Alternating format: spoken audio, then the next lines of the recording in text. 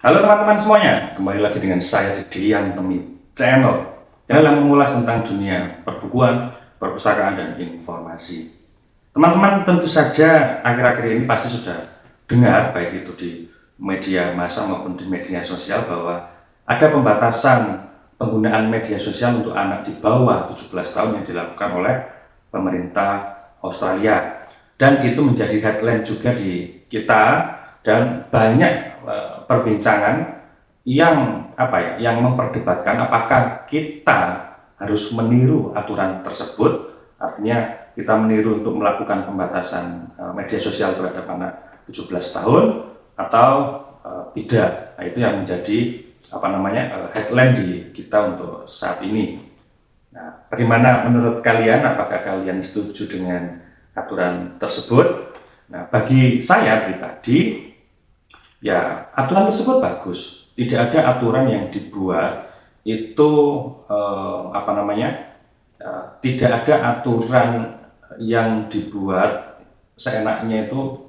Menurut saya itu tidak ada. Aturan itu muncul karena pasti ada sesuatu fenomena yang terjadi di masyarakat sehingga membuat aturan tersebut disahkan, kan? Seperti itu logikanya. Namun apakah terus kemudian kita cocok untuk menerapkan aturan tersebut? Ya, kita harus lihat kondisi kita, gitu. Kita harus melihat kondisi masyarakat kita. Apakah memungkinkan untuk melakukan kebijakan tersebut atau tidak? Jadi ya, apakah terus kemudian kita menyalahkan media sosialnya? Saya pikir juga kita tidak bisa gitu loh, terus kemudian 100% menyalahkan media sosialnya. Kita ketahui bahwa vendor atau developer media sosial itu kan pasti ada panduannya. Pasti mereka punya fitur-fitur yang memang, oh ini harusnya konten dewasa, oh ini harusnya konten anak-anak dan sebagainya. Namun terkadang, ya mohon maaf gitu loh, terkadang memang para kreator, ya, ada oknum-oknum yang memang tidak paham akan hal itu, atau mungkin sengaja membuat konten-konten yang meresahkan, konten-konten yang membuat membuat mereka itu bisa meraup keuntungan tapi dengan cara yang kurang tepat. Itu yang jadi masalah di situ. Nah, saya pikir pemerintah harus menyikapi fenomena ini, menyikapi problematika media sosial ini dengan cara yang tepat, gitu loh. Nah, apakah terus kemudian itu salah orang tua? Ya, saya pikir tidak juga, gitu loh. Kita nggak bisa terus kemudian full menyalahkan orang tua terhadap aktivitas penggunaan media sosial anak, gitu loh. Kita ketahui bahwa ya, anak sekarang ya lahir di generasi di mana mereka itu sudah sejak dalam kandungan pun mereka sudah berinteraksi dengan media sosial, dengan internet, melalui ibunya, melalui kedua orang tuanya, gitu loh. Karena memang ya, eranya sekarang memang era teknologi informasi, era digitalisasi, di mana yang sering kita gemburkan dengan tagline revolusi industri 4.0, yang memang era di mana teknologi itu sangat masif membantu dan sudah ada di masyarakat, gitu loh. Nah, kita nggak bisa juga terus kemudian, oh ini salah orang tuanya karena orang tuanya tidak melakukan kontrol. Orang tua itu kadang sudah melakukan kontrol, teman-teman. Gitu. Namun ya, orang tua sekarang tentu saja ya, kita tahu lah gitu. Mereka udah sibuk dengan pekerjaan, dengan rutinitas kantornya, terus kemudian mereka juga ngurusin anaknya. Mereka juga pasti mau kok anaknya itu menjadi anak yang sekiranya itu anak yang bisa paham gitu loh kondisi lingkungannya, bisa paham dengan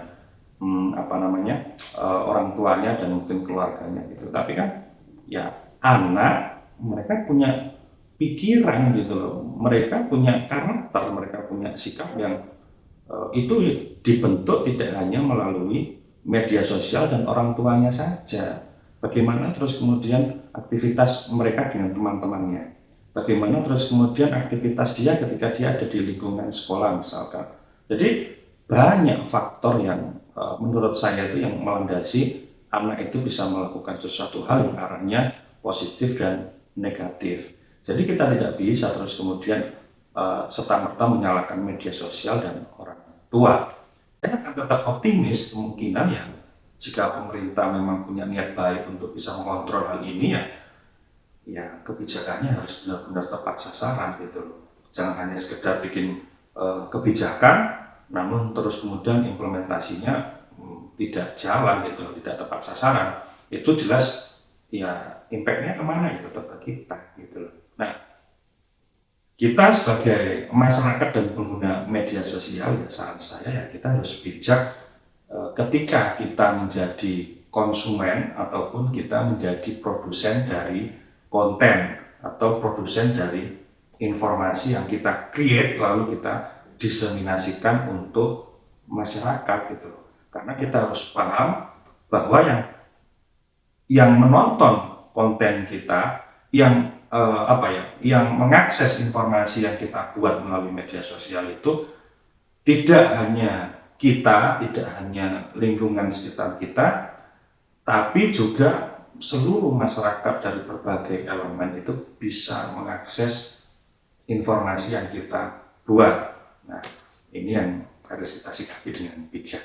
Saya rasa itu sudut pandang saya terkait uh, berita tentang pelarangan media sosial di Australia. Apakah terus kemudian kita harus mengikuti mereka ya?